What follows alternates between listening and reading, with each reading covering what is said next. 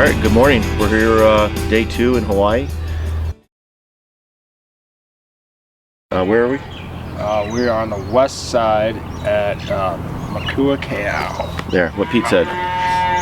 As you hear, there's it's kind of, is this a private ranch that we have? It's just open access to walk through? I think so, yeah. And then because we'll be in a state hunting area. Yep, yeah. The sign is on the ranch like property. But they give I guess it's an easement or a right of way. But you hear the cows in the background. What's the name of the guy's video where the cows are chasing him? Let's roll outdoors. Yeah. One of the bulls went after his friend. So apparently they're really mean. Yeah, if you watched the North Dakota video from last year of mine, I ran into some issues with wild cattle, not wild cattle, but free range cattle out there. So hopefully we can get up through here, get through this ranch, not have any cow encounters, and we'll see you guys up on top of the mountain.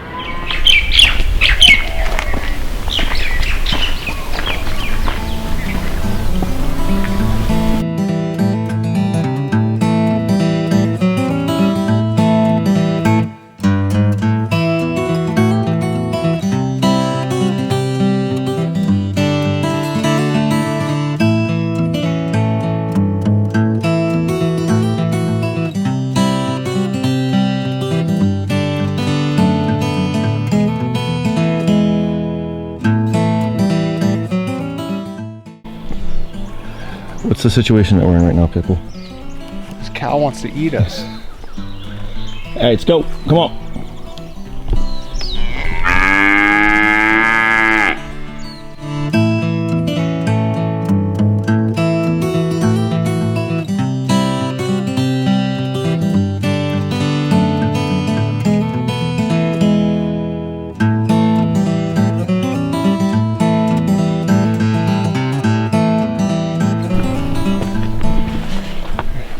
Possibility that there's goats right on the other side because it's going to be shaded a little.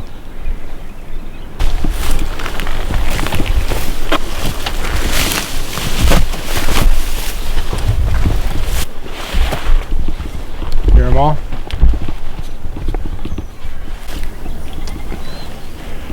Yeah, they sound like they're close. Yeah, but they're all up on that hillside. I feel like they're just above us. It's a technique they use. They're like, let them think we're close, and they'll slow down to be burnt out from the heat. So point to where we're headed. Cool. Point to where we're headed. Eventually, we're going up there. Those trees, and then to the left, there's a rock outcropping, and then we're gonna go over around the back side.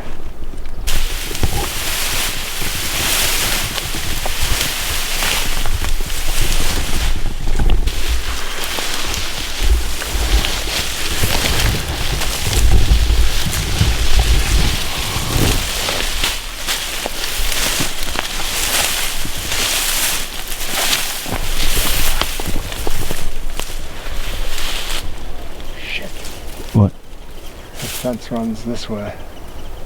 You can get over it. Just go by one of the posts. I don't think we want to. We'll have to hop over it again. Oh. I think the edge of it's right here. Now the wind's pulling from the ocean that way.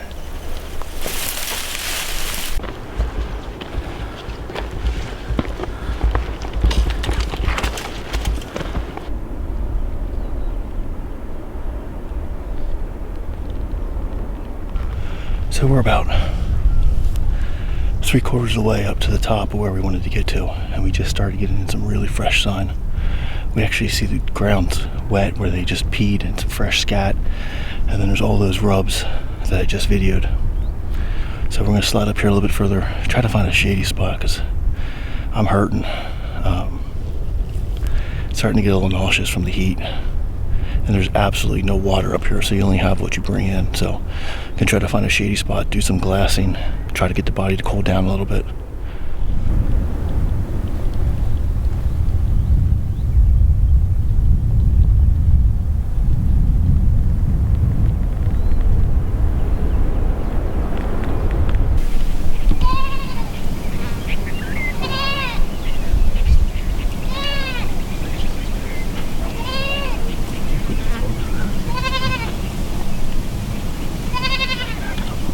Dark one has really big horns.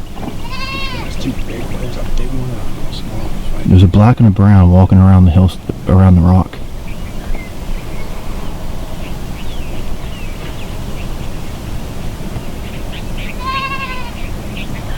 Man, Pete, his horns are huge.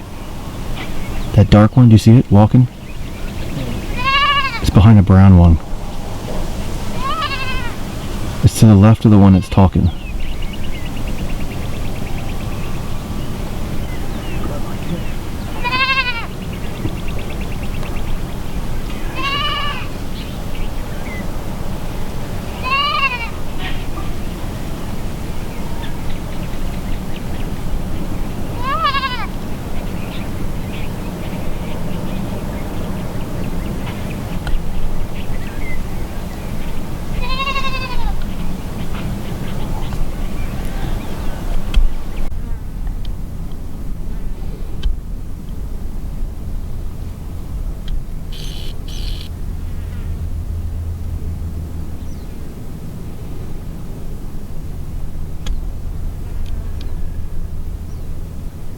You need to come up here quick and see where they're going.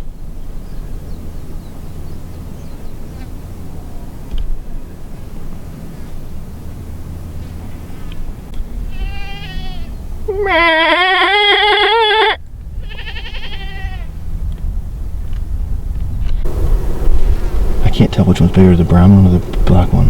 The brown one's beautiful. The black one's they're so great. Is the black one still below? There he is. Yeah, and he's standing on the rock. I don't know if that's a younger male with him, with the female, and he's like pushing him around.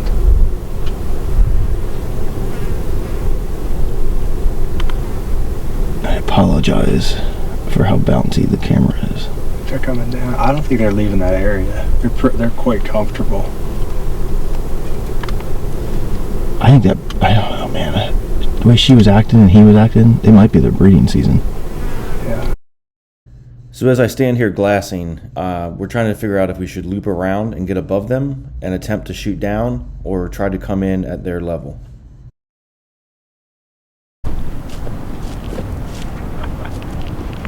So we finally made it up to the ridgeline we wanted to get to.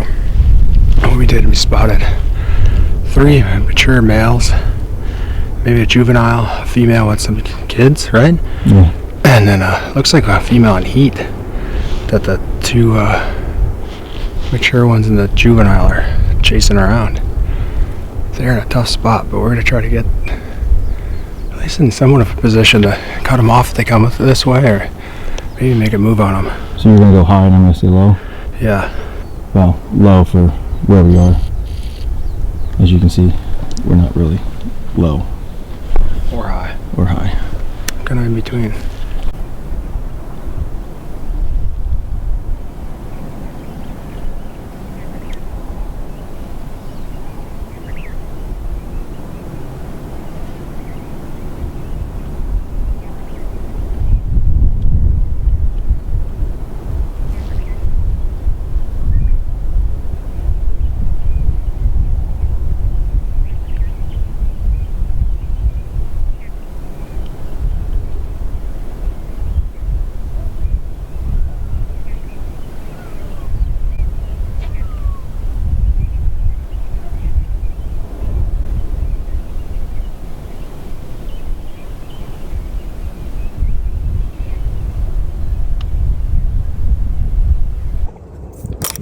Alright, so Pete and I split up. He went up higher. I kind of stayed here. It's a heavy path that comes around. Those goats are around this corner. I've been sitting here observing them for about 30 minutes, and they're just kind of like chasing each other around the same area. I'm going to go back around the backside so they can't see me, try to go up higher, see if I can see Pete, and maybe, it's going to be risky, but try to go out around the mountain face and get above them. The terrain looks extremely steep over there, but I could sit here all day and bake in the sun, and they never come over this way. So I'm going to try to make something happen and see if I can get up and see what the terrain looks like. But it's blazing hot, and I'm about halfway through my water, and I still have to walk all the way down to there to get to the truck. So it took us over 3 hours to get up here. So, see what happens.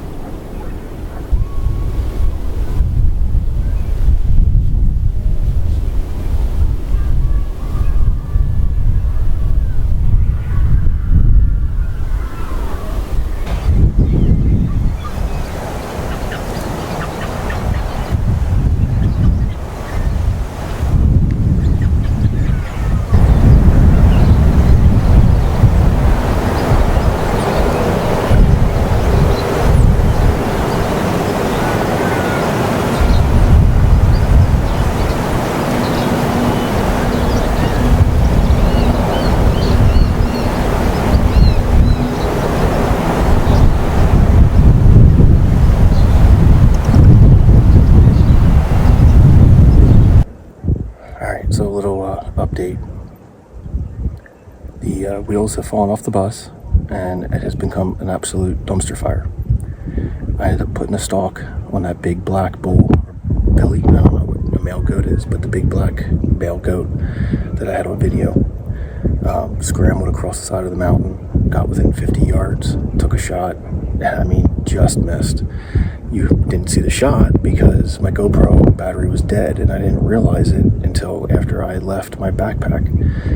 And due to the terrain, I couldn't carry the big camera and my bow at the same time. So I just set the big camera up and hit record, and we'll see what that has. After I missed him, I called in the big brown male goat and the female. And if he got to about 60, took a shot and just missed him. But then I put a scramble on after them because I knew where they've been going every time that they would like get up and move around. And I chased after them, and now I'm kind of in a little bit of a situation here. In the heat of the hunt, I went tearing after them, and now I am on this like 3-foot ledge. It's over 1,000 feet straight down. I'm tired, I'm hot, I'm dehydrated, I'm fatigued. So I'm gonna sit here and see if they come back. There's a goat path just below me, but I can't hang out here much longer without water. And then I'm gonna try to scramble back to my pack. Pete's up above me, way up there somewhere. But it's, it is crazy hunting out here, and I am not in shape. I think, my biggest issue with the misses is I'm so tired and fatigued I can barely hold the bow up. So we're gonna see what's happened. I already lost 2 arrows. I got 3 left in my quiver. So, but there's a lot of goats in here. I mean, there's just sign everywhere. It's a blast, but man, not for the faint of heart. If you don't like heights, you can't do this. So let's see if they work back on this goat path and still have a chance to get one down.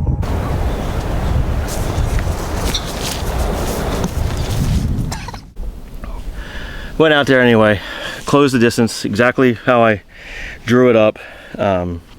Missed the shots, got back on him, saw Pete up above me, trying to communicate with hand signals because he doesn't have cell service.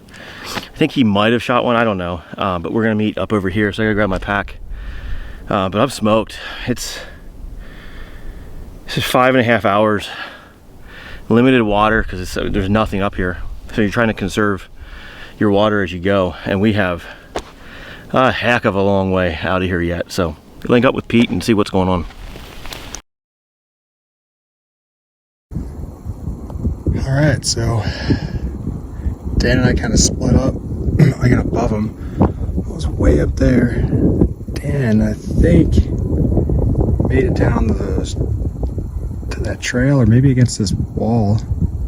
I saw him take a shot, and then I don't think he spooked those goats at all. And then I don't know if they caught his wind, because I saw them moving along, and it was 1, 2, 3, 4, maybe 4 or 5 of them moved all the way around this ridge.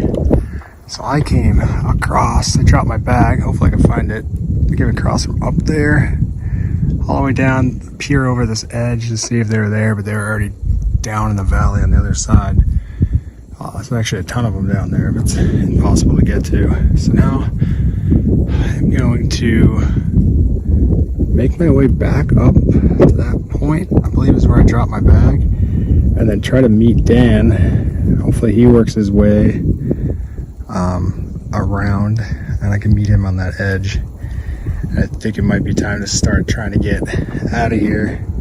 We have to go all the way down there, and it is the hottest part of the day right now, so we gotta kind of get moving before we run out of water.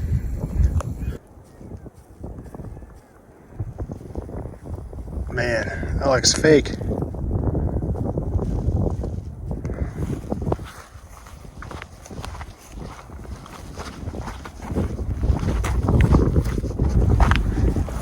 A little perspective. I think Dan made it. Oh God, there's a tree down there, all the way to the edge where the cam of the bow is. Basically running the cliff edge. You can hear the goats. They're probably on that ridge over there. All right, well, linked back up with Pete. He did not shoot like I thought. He saw me shoot my first arrow, and since he was higher, he was able to work around. And unlike the other times when they ran around that point, they would come back. This time they scooted out into a different valley. So we're gonna sit here, eat some lunch, try to get some water, maybe peek around just one more time before we do the walk of shame back down to way down there. The hike back down off the mountain was absolutely brutal. It took about 4 hours. We were out of water, and I'm pretty sure we both were experiencing heat exhaustion.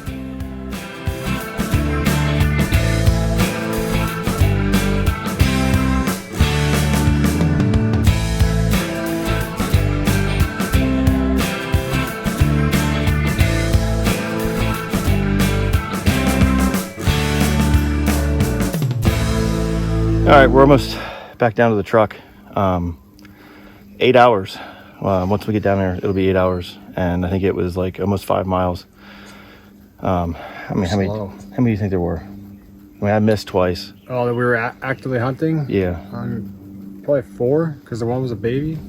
Yeah, I mean, we got into them. It's a hell of a hike up there. Oh, and then that group, the mom and the young ones. Yeah, the mom and the young ones at the beginning. No, but we were in them, so it was worth it. We'll try to get back up here. Today's what, Tuesday? Yeah. So Friday, maybe Friday, and then probably not Saturday, maybe Saturday, I don't know, Sunday. We'll try to get back here a couple more times, and then probably take tomorrow off and maybe do some pig hunting in the evening, but we'll be back out here in a couple days.